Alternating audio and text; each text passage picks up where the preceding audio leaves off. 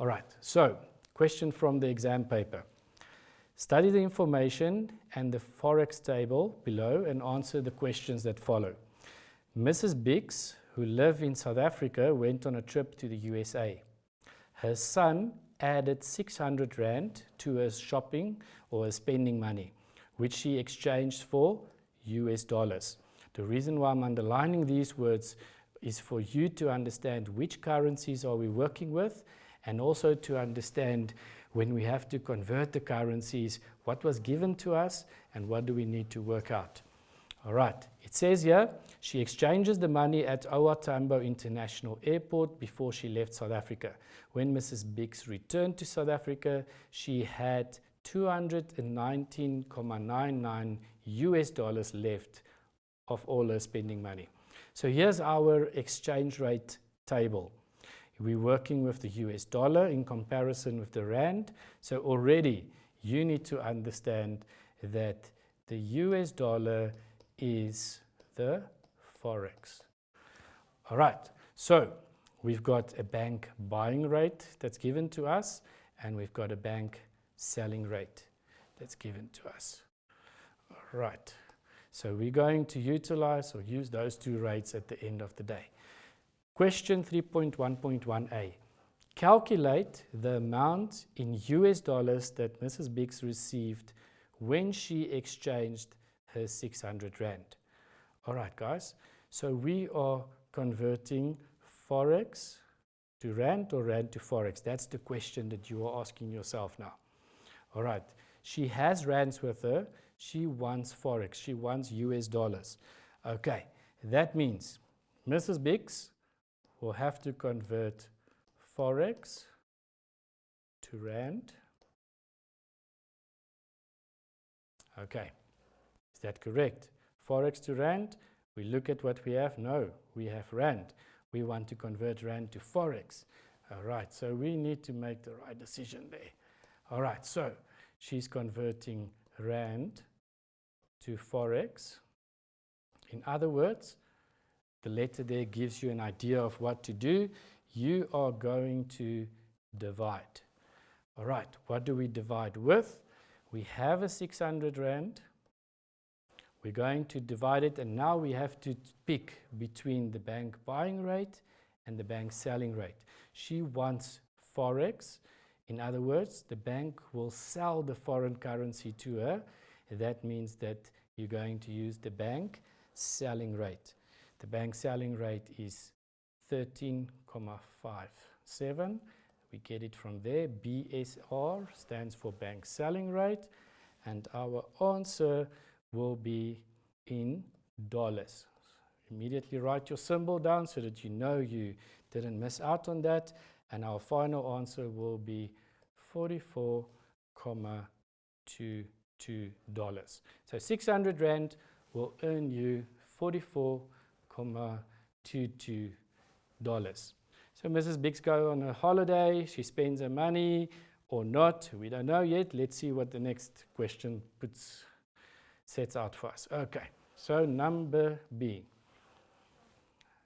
All right, calculate the amount in Rands Mrs. Biggs received when she exchanged the US dollars, that's the 219.99 US dollars in South Africa. And guys, very important, read your notes before starting with your calculations. Round off your answer to 2 decimal places. Show all calculations.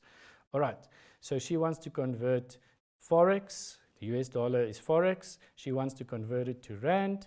So we're going to write it out. Forex to Rand. The last letter of the first word we have to multiply. The Forex that we are using is what was given to us, 219.99. And now we have to decide bank selling rate or bank buying rate. Okay, she has Forex. The bank wants the Forex. So she's going to offer the bank the Forex. They are going to buy it from her. So that gives us an idea that we should be using the bank buying rate. The bank buying rate over here, we're looking at 13.25. And our final answer, we said we want to convert it to Rand. So our final answer must be in rand, and that will give us 2914,87 if you round it off correctly. All right. So guys, that brings us to the end of our exchange rates, and I hope you had fun with this chapter. I hope there's information that really sunk in. I hope there's a few things that you understand better, especially the fact that if we look at our curriculum and our ATP, as we call it, the annual teaching plan, this is term 2 work, probably work that if we were in school for the past month or so, we would have done this chapter last week. So the chances that you had to do this as self-study at home is very good. That's why I hope I could really contribute today and help you out with all of this. I will just quickly, before the end of the show, want to refer to the time zone map. Next week, we will look at time zones, and we will focus a lot more on time zone calculations. Of course, I will also explain to you the definitions, chapter 9 of your work, in other words, how the earth turns, what are time zones, how do you know which time zone is which, what's plus, what is minus. We'll talk about the GMT, we'll talk about a lot of definitions, but I really want you to focus on your time zone calculations next week. Send your questions in, talk to us, tell me what you don't understand, and we'll put something together to explain time zones a little bit better to you. Quick introduction to time zones before we end off. If we look at the time zone map, and this is a standard map, this map was from the 2017 paper. It's always important to identify certain elements on your time zone map before answering your questions. The first element that's very important is we need to identify the 0 degree line of longitude. In other words, that's the line that goes through Greenwich here at London in Britain. That is this line where standard time is measured from. So time zones is very simple. The earth is round, therefore 360 degrees. We have 24 hours in a day on a clock. So if we take 360 degrees and we divide it by 24 hours on our clocks, that gives us 15 degrees per hour. That means we've got 24 longitude lines that we work with when we calculate time zones, and those lines are 15 degrees apart from one another. All right, so if you go back to the map, you'll see here at the top of your map, there will always be an indication right here at the top. It says there +1, +2, +3, all the way to +11. And if we go to the left, you'll see -1, -2. That means every single zone.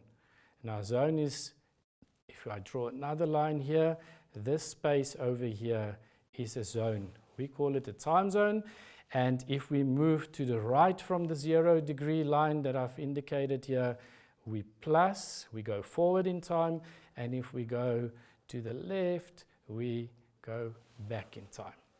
All right, guys, so I want you to focus on that. Identify your lines, identify and get familiar and comfortable with the fact that if we go from the GMT towards the east, we're going to the plus or the positive side, and we go to the negative side when we go from the GMT to the west. That will help you a lot when we get to our time zone calculations. So guys, next week, it's very important that you send us your questions on Facebook. We'll read through it and we'll see how we can assist you. Thank you very much. It was fun to be your teacher for the day, and I thank Liberty again for making this all possible. It's fun for us to talk about tourism for the first time live here on Mindset. You guys have been great, and it was a privilege for me to explain the work to you. Thank you.